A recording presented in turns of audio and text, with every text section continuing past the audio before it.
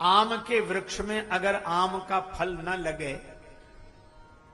तो वृक्ष बेकार है कि नहीं? क्यों भाई? है? चलो ठीक है। अच्छा, जामुन के वृक्ष में जामुन का फल न लगे, बेकार।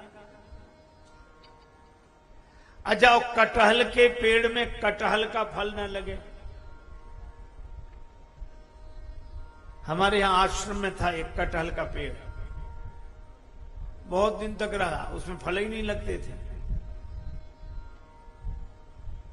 अच्छा, तो पेड़ बेकार है कि नहीं? आप ही लोग कह रहे हैं। क्यों भाई?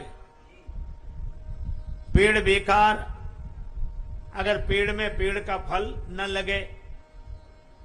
मैं भी आपसे कहता हूं, जैसे आम में के पेड़ में आम का फल लगना चाहिए, जामुन के पेड़ में जामुन का फल लगना चाहिए,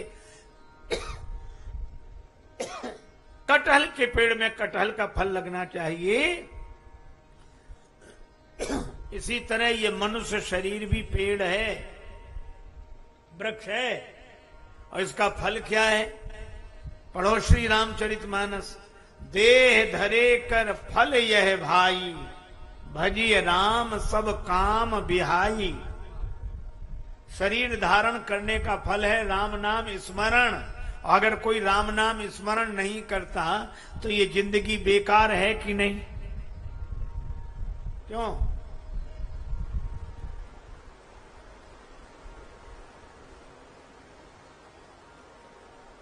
इसलिए राम जपो राम जपो राम जपो बावरे। राम जपो राम जपो राम जपो बावरे। राम जपो राम जपो राम जपो बावरे। राम जपो राम जपो राम जपो बावरे। जपो राम जपो राम जपो बावरे। घोर भव नीर निधि नाम निज नावरे। घोर भव नीर निधि नाम निज नावरे। राम जपो राम जपो राम जपो बावरे। राम जपो राम जपो राम जपो बावरे। राम जपो राम जपो राम जपो बावरे। राम जपो राम जपो राम जपो बावरे। दुख में भगवान का नाम लेना चाहिए, क्योंकि दुख को मिटाने की शक्ति भगवान में ही है। दुख में दुख मिटाने वाले भगवान को याद करो और सुख में सुख देने वाले भगवान को याद करो।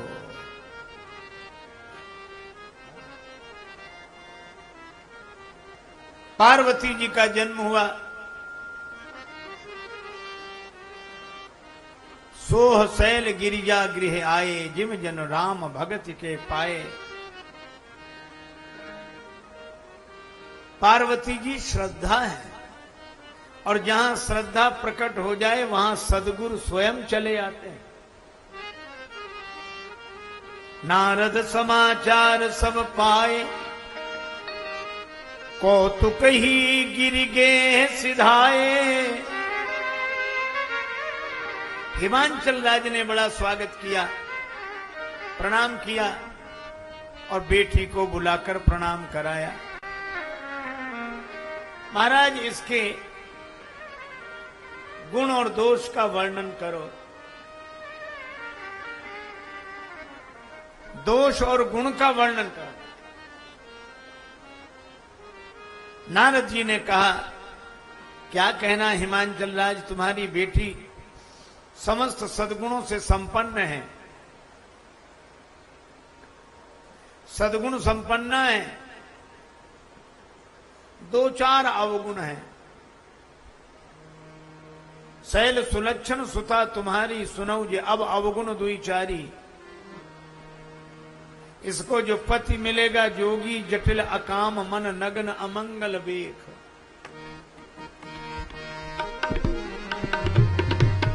जोगी जटिल अकाम मन, जोगी जटिल अकाम मन नगन जोगी। अकाम नगन जोगी। जटिल अकाम मन नगन अमंगल वेक, ऐसे स्वामी यही कहाँ मिली परिहस्त असरेख जो।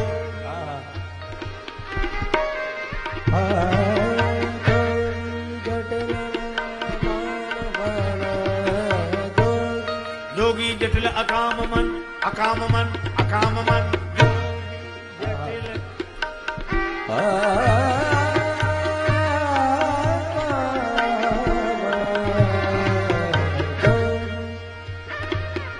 जोगी जटिल अकाम मन नगन नगन नगन जो। जोगी जटिल अकाम मन मन जो। जोगी जटिल अकाम मन नगन अमंगल वेक, अमंगल वेक, अमंगल वेक, अमंगल वेक जो। जटिल अकाम जो।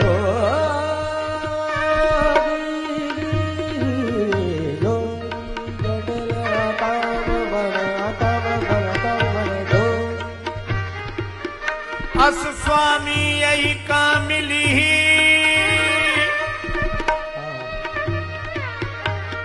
परिहस्त असिरेख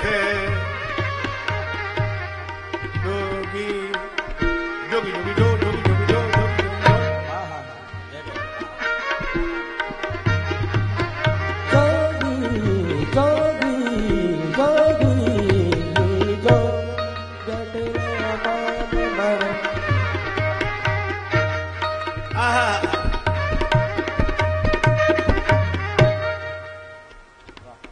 योगी भगवान शंकर नित्य योगी हैं, जटिल हैं। जटिल के दो अर्थ, जो समझ में ना आवे सो जटिल, और जो जटाएं धारण करता हो सो जटिल। उनके मन में काम है ही नहीं, दिगंबर हैं।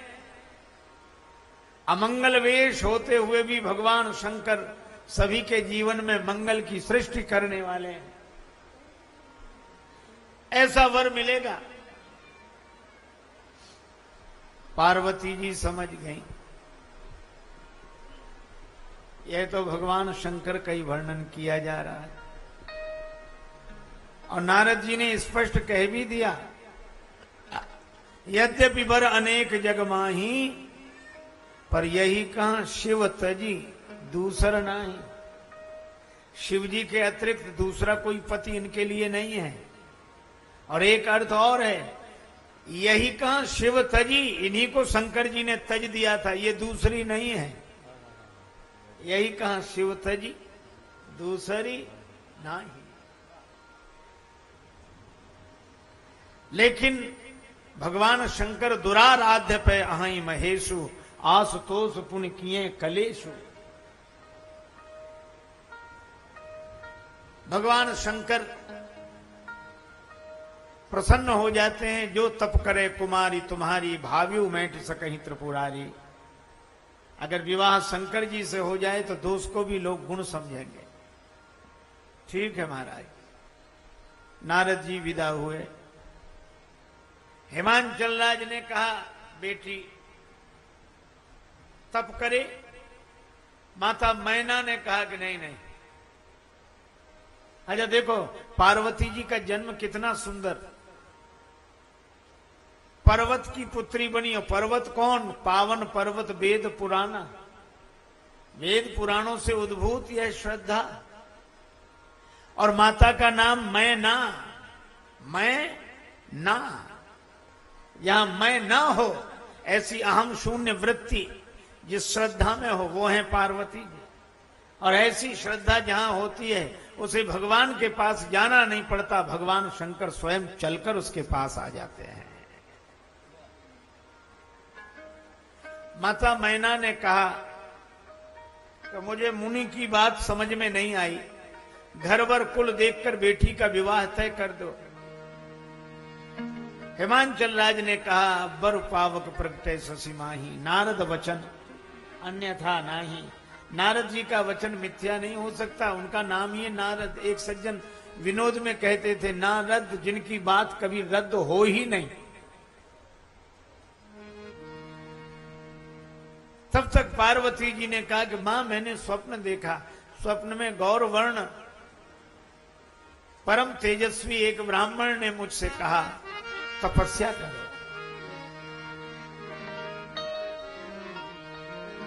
चली उमा तप हित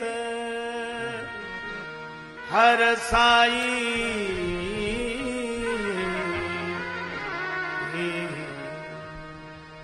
चली उमा तप हित हर साई, उमा तप हित हर साई, चली उमा तप हित,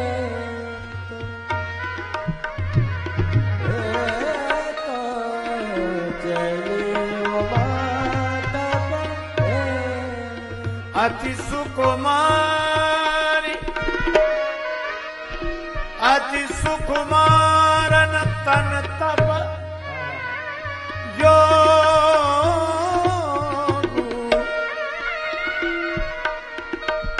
पति पद सुमेर तजा सब भोगु,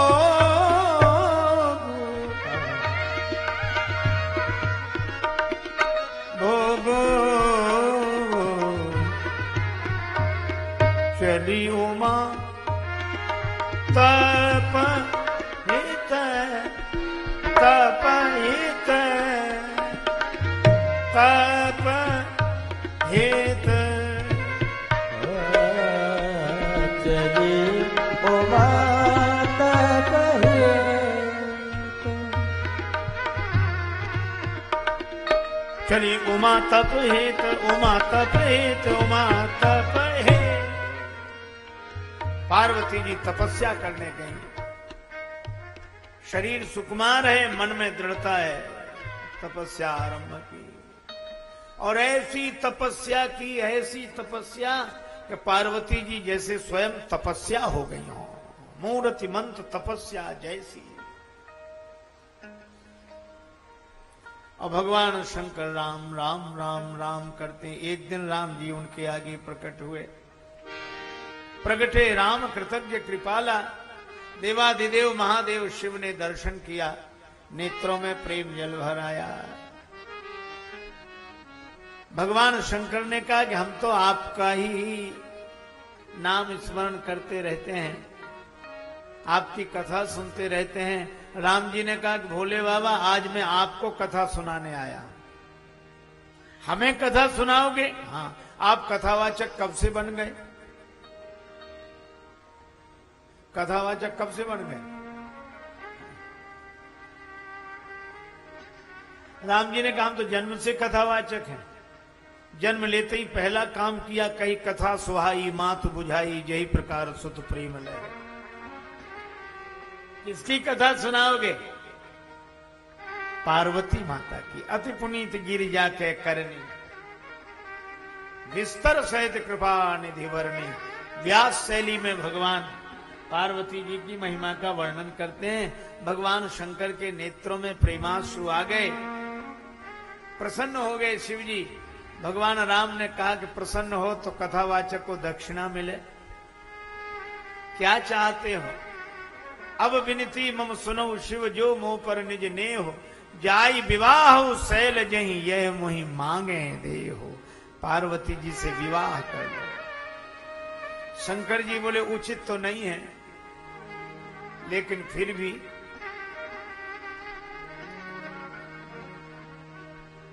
आपकी आज्ञा मिटाई नहीं जा सकती। सिर धरियाय सुकरी,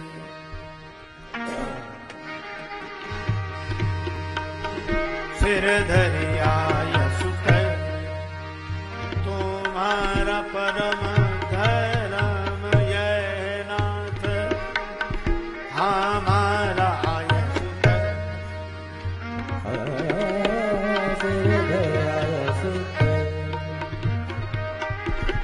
करिए तुम्हारा सिर धरि आयस कर। सिर धरि आए सुख तुम्हारा सिर धरि आए सुख परम धर्म ये नाथ हमारा आय है। तुम्हारा परम धर्म ये नाथ हमारा सिर धरि आए सुख आए सुख आए सुख सिर धरि आय सुकरी आय सुकरी आय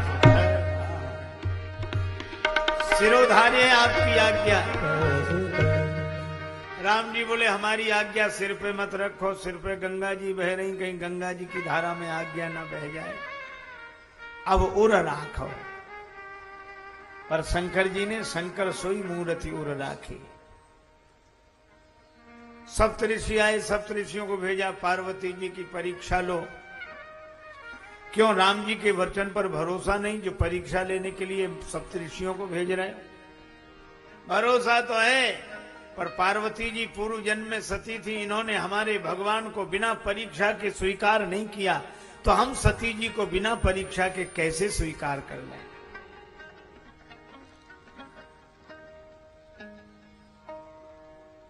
सप्तऋषियों ने आकर बात बताई। भय मगन शिव सुनत सनेहा। शंकर जी की समाधि लग गई। सुख में भी भगवान का नाम, दुख में भी भगवान का नाम। दुख मिटाने वाले भगवान को याद करना चाहिए, सुख देने वाले भगवान को याद करना चाहिए। जय श्री राम। दोस्तों, जैसे आम का पेड़ तब सार्थक होता है जब उसमें आम लगे, वैसे ही इस मनुष्य जीवन का भी एक उद्देश्य है, प्रभु का स्मरण। यह शरीर एक साधन है, साध्य नहीं। यदि हम इस जीवन को केवल भोग विलास में ही गवा दें तो यह भी उस वृक्ष के समान है जो फल नहीं देता। रामचरितमानस में गोस्वामी तुलसीदास जी ने स्पष्ट कहा, देह धरे कर फल यह भाई, भज राम सब काम बिहाई। अर्थात इस जीवन का असली फल है भगवान का भजन, उनका स्मरण और उनके मार्ग पर चलना।